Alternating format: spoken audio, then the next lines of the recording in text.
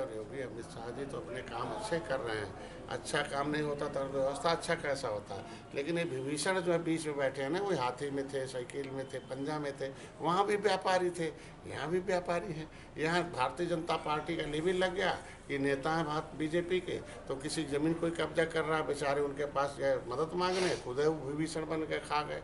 तो इस तरीके से अपने समाज के लोगों का ही जो संरक्षण के जगह पर जो है वो उसको भक्षक बन गए, रक्षक जो थे, तो इसलिए नाराज़ हो गए समाज के लोग और जाके कहते हैं निषादों को आरक्षण की कोई ज़रूरत नहीं है, ऐसे ही पौआ पिलाओ झौआ भर वोट को, ऐसे ही वोट दे देंगे, ये नहीं खाने वाली जात है, पायल बांटो, महिलाओं को घायल करो, ऐसे ही वोट दे दो। तो इस तरीके तमाम तो ये चीज़ें बिना आरक्षण के दलित जिस तरीके से इकट्ठा हो गए, देखो 50-50 हज़ार की विधानसभा वोट है उनका, 2-2 लाख पाए बसपा समाज पार्टी कैसे पा गई, क्योंकि वो संविधान के प्रति सचेत है।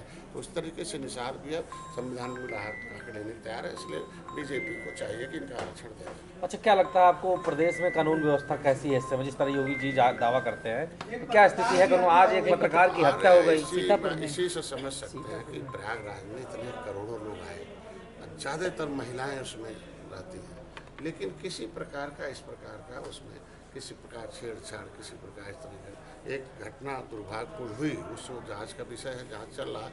लेकिन इतना बड़ा आयोजन हुआ, फिर भी आपने देखा होगा किस तरीके से कानून व्यवस्था की देन रही कि सह संपन्न लोग आए और सह संपन्न लोग गए। नहीं तो पत्रकार की हत्या होने क्या लगता है आपको बड़ा ये वो नहीं है, कानून पे सवाल नहीं है? मुझसे रिलेटेड सवाल नहीं मंत्री जी। नहीं, मैं पत्रकार की हत्या होना हमारे लिए दुर्भाग्यपूर्ण है और एक दुखद घटना है और निश्चित रूप से इसमें जांच होनी चाहिए और जो इसमें दोषी हो तुरंत कड़ी से कार्रवाई कड़ी होनी चाहिए। और मैं योगी जी को धन्यवाद दूंगा कि संज्ञान लेते हैं मामले को और जांच लिखते हैं, कितनों रसूखदार हो वो जिस जगह उससे जाना होगा जाना, और इस तरीके की घटनाएं न हो, पत्रकारों की सुरक्षा हो। हमारे मित्र हैं पत्रकार, इस देश के स्तंभ हैं। क्या लगता है पत्रकारों की सुरक्षा को लेकर कोई नियम बनना चाहिए? कैबिनेट में चर्चा होती रहती है, तो मैं भाई पत्रकार भाइयों के बारे में हम उठाता रहता हूँ आवाज़ कि भैया पत्रकार तो भाई सरकार तो जांच करके 1 साल बाद घटना का खुलासा करती है, और पत्रकार तो 24 घंटा नहीं 4 घंटे के अंदर लिख देता है कहाँ से, और कलम में इतनी ताकत है, लिख के बता देता है और बड़े बड़े अपराधियों के खिलाफ लिखता है।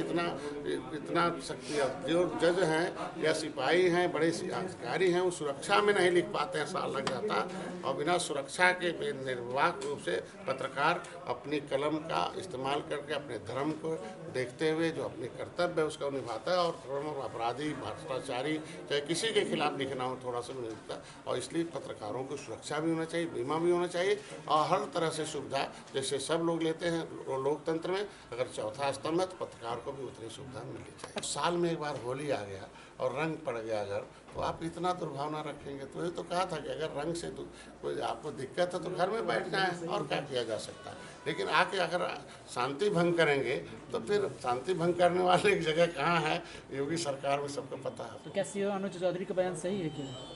भाई उन्होंने तो यही कहा ना कि अगर आप 54 दिन हम आपका साथ देते हैं और एक दिन आपको रंग से कोई दिक्कत है तो आप घर में तो आप भी समर्थन करने क्यों नहीं? अगर रंग से जिसको दिक्कत है, इसके मतलब हिंदू धर्म से दिक्कत है, उसको तो देश से छोड़ के चला जाना चाहिए। घर की बतिया छोड़ दो, मैं रहता देश से छोड़ के चले जाए।